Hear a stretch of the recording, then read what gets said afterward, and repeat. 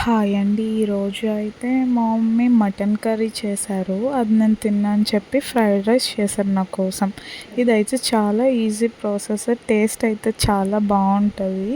ఒక 2 table spoon oil వేసుకొని onions, పచ్చిమిర్చి, అల్లం వెల్లుల్లిపాయ పేస్ట్, టమాటో వేసుకొని బాగా ఫ్రై చేసుకోవాలి. మధ్యలో కొంచెం సాల్ట్ వేసుకుంటే తొందరగా ఫ్రై అవుతుంది.